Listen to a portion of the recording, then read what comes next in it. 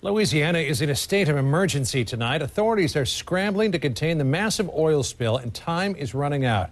The leading edge of the slick has begun to hit the environmentally sensitive Mississippi River Delta as we speak. President Obama today announced that he was mobilizing the full force of the federal government to help protect the Gulf Coast.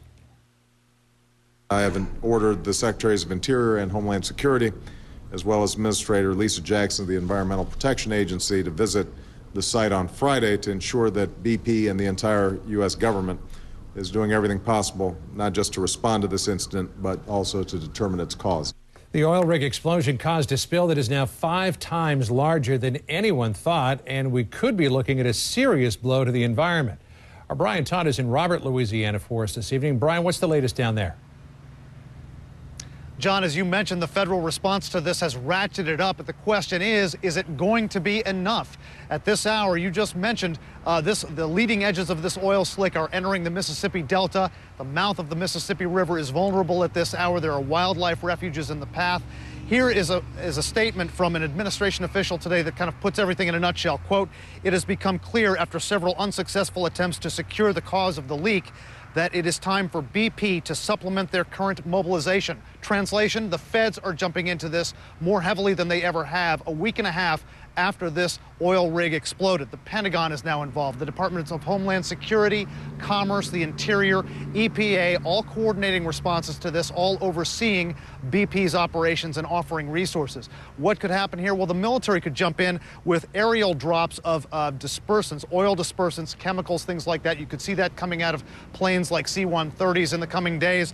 The military could tow in booms into place into some areas. They could tow skimmers into place. They could set up base operations. Those are the kinds of things that you're going to see probably in the coming days as the feds just ramp up their response to this. And again, is it going to be enough? Here's what the governor of Louisiana, Bobby Jindal, said he wants to see here. We requested additional booms to cover all coastal areas that will be impacted by the oil spill.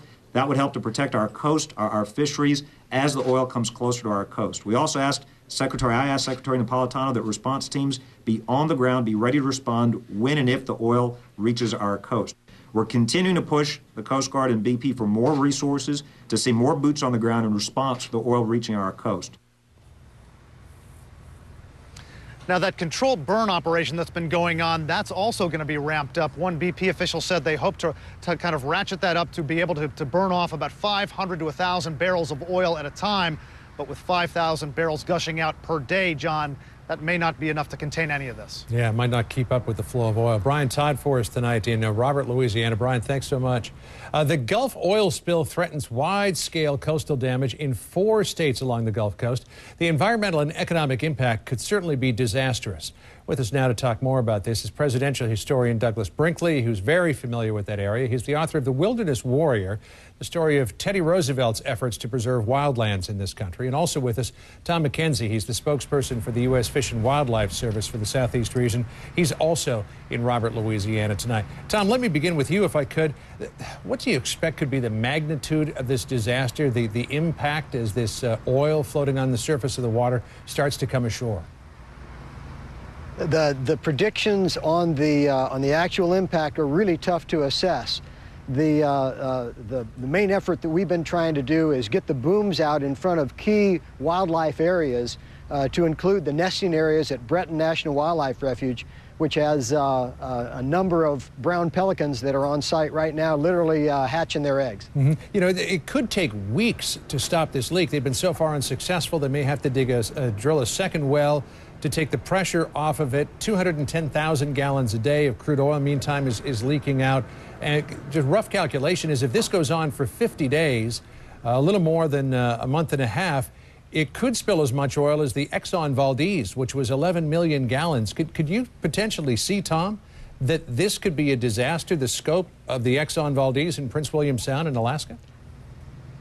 Again, the real challenge is predicting. What we try to do, and I know after sitting in on the Coast Guard briefings, is plan for the worst and hope for the best. So I know every element that's involved in this is planning on worst case. Length, states involved, assets that need to be protected. So everybody is planning right now to get the most protection out there. Now, can you boom an entire coast? Obviously not. Right. But so you've got to prioritize your efforts, and that's what we're doing here now, and we've successfully done that now for Breton. And you know, given some of the potential weather, it can be both a positive and a negative, because increased turbulence in the water could be a good thing to break up the oil. But the bad news about the wind will push it closer in and onto the coast, possibly. And potentially over those booms as well. Doug Brinkley, you're in Austin, Texas tonight, but as we said, you're very familiar with this area. Your thoughts about the potential impact of all this oil coming ashore? Well, it is a Exxon Valdez situation. In fact, it could end up being worse. I don't know if people realize just how important this area is for commerce in the United States. We're looking at possibly a total disruption of our fish. 16% of our fish come from this region. 67% of our oysters. 72% of shrimp. This is the great nursery, really, for the United States. And places like Breton Island are being threatened now. That was our second national wildlife refuge, created by Theodore Roosevelt, one of the prime spots for the Audubon Society. TR himself went there and visited. And there's some great anger that's starting to build at the company, British Petroleum, Tony Hayward, the CEO, who's been essentially AWOL. Nobody's talking about the environmental impact right now, and I think this story is growing, and people in Louisiana are getting very frightened indeed. Earlier on CNN, James Carville said, before it's over, British Petroleum will be Louisiana Petroleum, because the potential for class action suits of this disaster are very real. You know, Doug, we talk about the fishery, you talk about the wetlands and the wildlife refuges that are in the area. There's the nearshore fishery, redfish, black drum, a lot of other fish, the oyster beds, the huge shrimping industry. Saturday, this weekend, is prime harvesting season, the beginning of harvesting season for oysters. If the fishermen can't get out there and get those oysters off the bottom because there's too much oil on the surface, what's the potential economic impact of that?